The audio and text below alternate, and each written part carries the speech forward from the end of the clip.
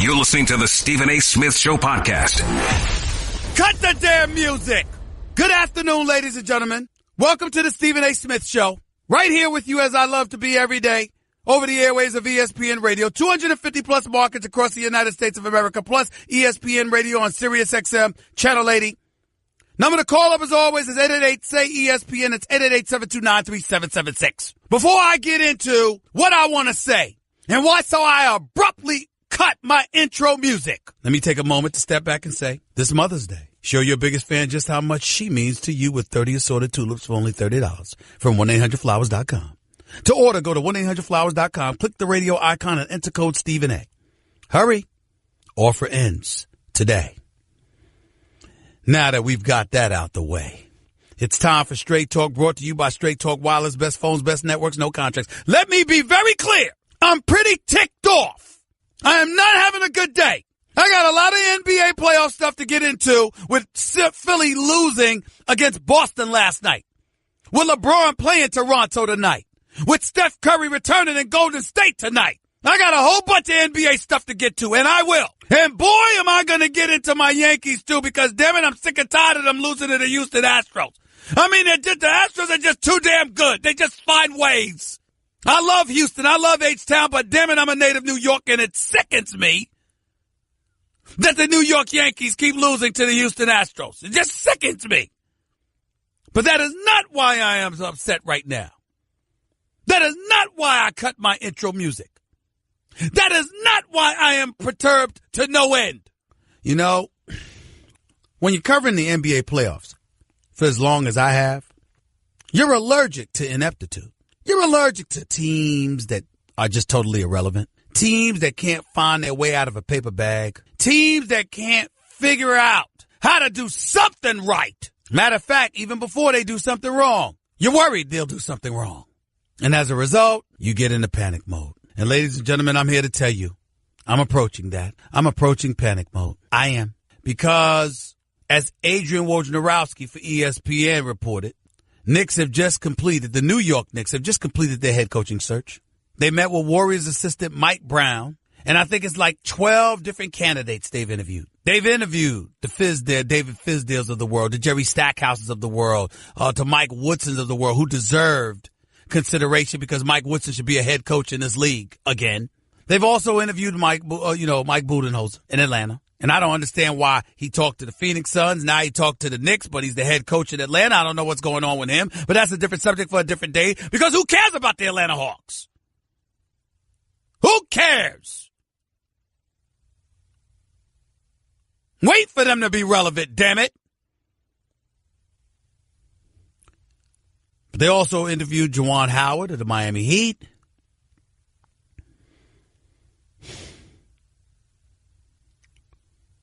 The list keeps going on and on and on.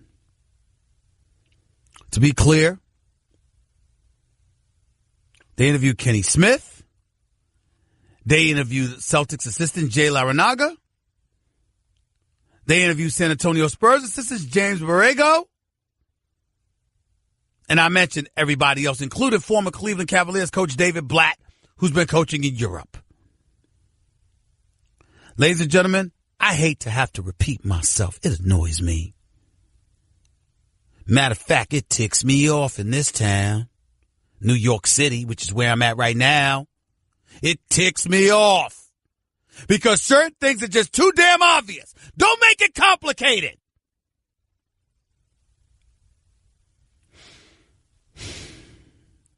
I am sure that any single one of these candidates that you interview qualify for the job. I know Fizdale can coach. Believe it or not, ladies and gentlemen, I have nothing against David Blatt. I think that he can coach. David Blatt's not a bad coach.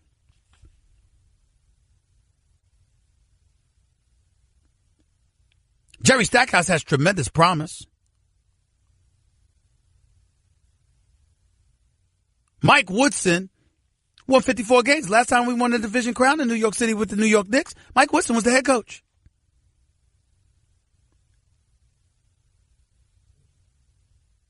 $11 candidates the New York Knicks have interviewed for the job.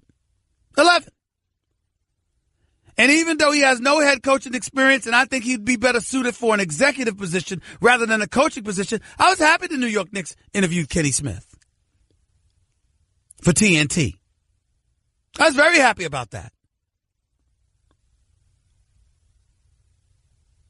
But let me be very, very clear about what I'm about to say.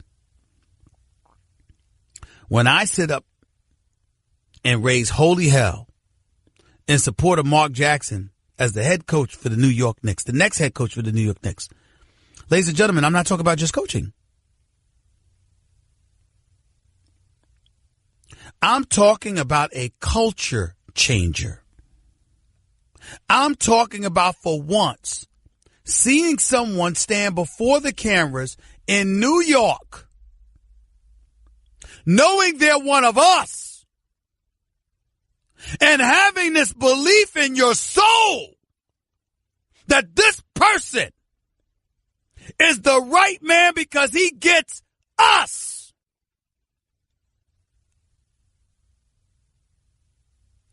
That's Mark Jackson. That's Mark Jackson. And why is that needed? Because James Dolan is the boss. Because Madison Square Garden and the business enterprise it is hovers over this franchise like a damn virus.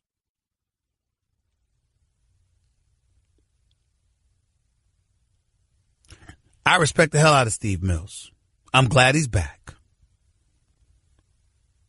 Scott Perry's been my man for years. He knows basketball. He knows what the hell he's doing. I believe in those two. They are not the spokespeople that this city needs. I'm not saying replace them. I'm saying let them go in the dark and do their job. The person that should be in front of the lights and cameras speaking on behalf of the organization has to be somebody that we, A, care to listen to, and number two, believe. It ain't Dolan. You might believe Steve Mills, but you don't care to hear from him too much. Not when you're wondering who the coach is going to be and what your roster is going to look like. I firmly believe Steve Mills and Scott Perry will do the job. But not if they're distracted by having to be in front of the camera and convincing New Yorkers that yet another pathetic basketball season is on the horizon. Or having to convince them it's not. You need a culture change. Have you not been paying attention? Why do you think James Harden didn't mind that Kevin McHale left? Kevin McHale did a damn good job in Houston.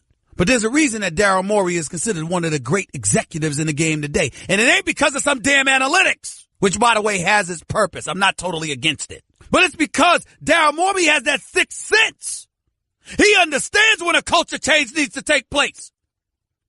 And I can sit up there and be critical of the job that Mike D'Antoni did for a couple of years in New York City, even though he got it up to the players one day. What I will never deny is that you give Mike D'Antoni some offensive weapons. That man knows what to do with it. And more importantly, he knows how to fill seats while doing so because of the brand and style of basketball he implements. You understand what's going on in Houston, don't y'all? This man is coming for the Warriors. Do I believe they'll get him? Not with a healthy Steph Curry, but he is coming. When Klay Thompson goes against the New Orleans Pelicans and he talks about being a bit tired, that is the wrong thing to come out of your mouth when the Houston Rockets are potentially on the horizon, likely on the horizon, because them brothers are coming. Mike D'Antoni has everything to do with that. So does Daryl Morey, who hired him, who was the visionary that saw the change that needed to be made to complement and assuage the concerns of James Harden, who should be and will be the league MVP. Alvin Gentry, New Orleans. Boogie Cousins goes down. What does Gentry do? Man, I got one of the great players in the world. Anthony Davis is a superstar. Let me sit up there and speed the tempo up. Let me up this thing. Let me cater to his wishes, his desires, his needs. And now look at New Orleans. It takes a juggernaut like the Golden State Warriors to stifle them after they swept Damian Lillard, CJ McCollum, and the Portland Trail Blazers. Look at Boston. Look at what Danny Ainge has done. I got Doc Rivers, I'm winning a championship in 2008. I'm competing for championships for the next 3 years.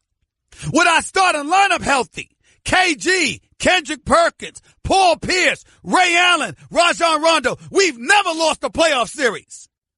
Danny Ainge says, you know what? Doc Rivers, you want out? Clippers, you willing to give us some compensation? Fine, take them. I got a replacement, a successor. His name is Brad Stevens. I used to call Brad Stevens probably the best young coach in basketball. I want to apologize right here on national radio. That was an insult to Brad Stevens.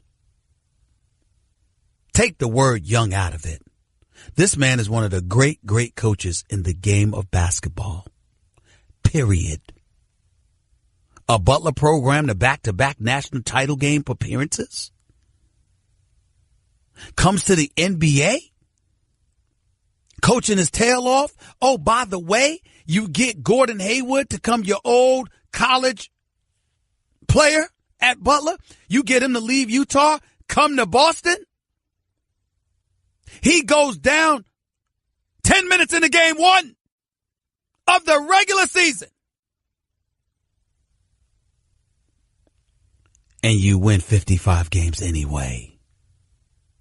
And the last half, the last month of the season, pretty much, Kyrie Irving is out. You still win.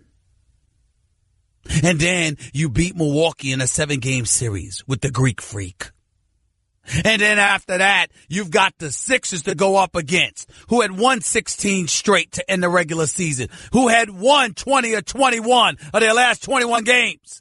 And they come in the TD Bank Garden in Boston against you with the parquet floor and the Boston faithful. And guess what? You don't have Jaylen Brown. So now you don't have Gordon Hayward. You don't have Jaylen Brown. You don't have Kyrie Irving. And you run them out of the building. Because you said, let Joel Embiid get his 30. We gonna get all up in Ben Simmons' jockstrap.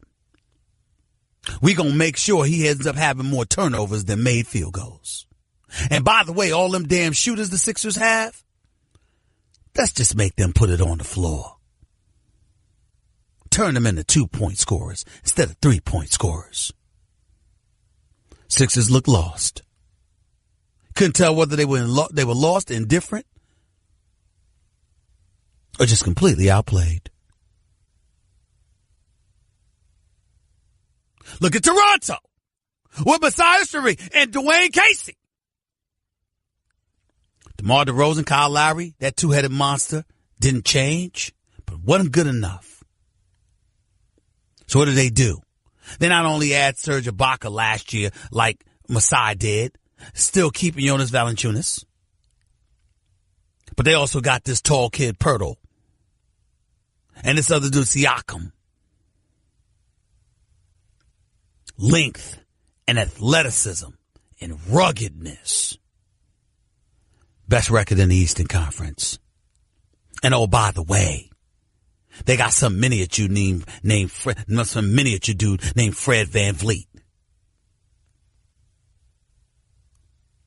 who Kyle Lowry and DeMar DeRozan point to and says, you put this brother on the court with us. He hits shots. It helps spreads the floor. It gives us more room to operate and do the damage we're capable of doing because they're aiming for LeBron. These are what teams are doing. Look at Utah. Yeah, they got blown out by Houston, but who can deny the job that Quinn Snyder has done? Along with their brass. Look at Donovan Mitchell. Wasn't he picked 13th or 14th overall? Wasn't that ahead of the Knicks? Wasn't that after the Knicks pick? At 8. Donovan Mitchell ends up in Utah because Phil Jackson, the 11-time champion, the Zen master, he knows so much about basketball. He gives you Frank Ntilikina, some dude out of France who made the back pages of a newspaper because he scored 15 points in a regular season game that was beyond meaningless because the Knicks season was already over. But Donovan Mitchell is dropping 38 in a closeout game 6 against Russell Westbrook and averaging 28 in the playoffs. Culture. It matters. It ain't just about X's and O's. It's about knowing what a franchise needs, how much a city is suffering, and how much the city needs in order to sit up there and come together and galvanize their team to propel them to new heights. It's happening in Utah. It's happening in New Orleans. It's happened in Houston. It's happened in Golden State. It's happened in Boston. It's happened in Philadelphia. Where the hell has New York been? Where? And knowing this reality, this disgraceful, disgusting reality, which is tantamount to a basketball crime, we gotta sit here and wonder whether the answer to all of this is David Blatt, Mike Budenholzer, Jay Larranaga, or Larringer, or whatever the hell his name is. Really? Y'all don't get it? New York Knicks, you don't get it? Don't act like you don't hear me! You don't get it! Some of the greatest fans in the world descend upon New York City if they're not already from here. It's the media capital of the world. One of the greatest cities ever known to man. The NBA league office is in New York City, overlooking St. Patrick's Cathedral, without question praying that someday, somehow, some way, a right decision is made. And my God, do they have company. We're all praying. Hell, they might even be praying in other cities for the Knicks' success. That's how moribund this franchise has been. It's pretty damn difficult to take. The right decision has to be made. Has to be made now. Enough with these damn interviews. Get the right man in here. Give New Yorkers the culture change that we need. Do what you need to do for a change. And by the way, to James Dolan, if you're listening, when you're out there talking about how everybody wanted you to hire Phil Jackson and then you did what the folks asked you to do, but then they wanted you to get rid of him, blah, blah, blah. It's because we thought Phil Jackson, the 11-time champion, was going to actually come here and be more interested in running a basketball operation rather than stealing your money. How the hell were we supposed to know that?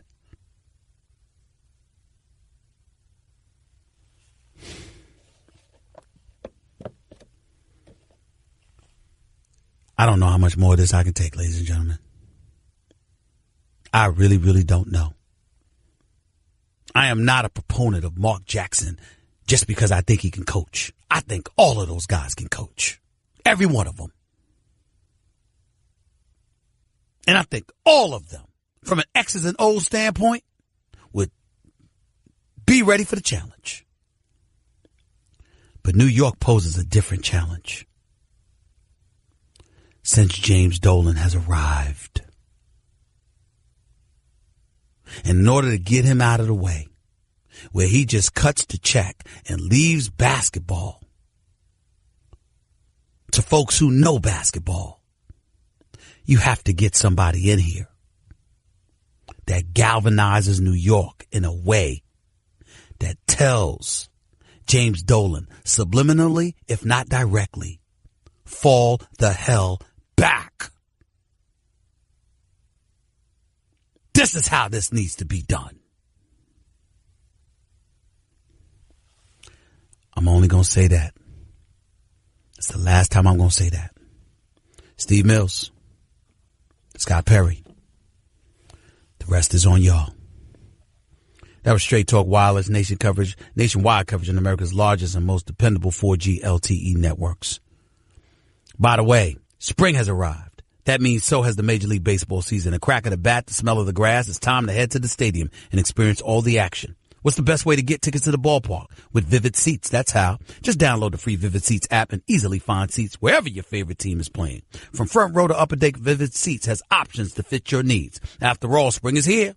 So get on outside and treat yourself to tickets to your favorite team for your favorite team. Download the free Vivid Seats app today. Vivid Seats, the official ticket partner of ESPN. Craving even more of Stephen A? Him of all people! For around-the-clock access to the man? I'm Stephen A. You can follow him on Twitter and Instagram at Stephen A. Smith and on Facebook at Stephen A.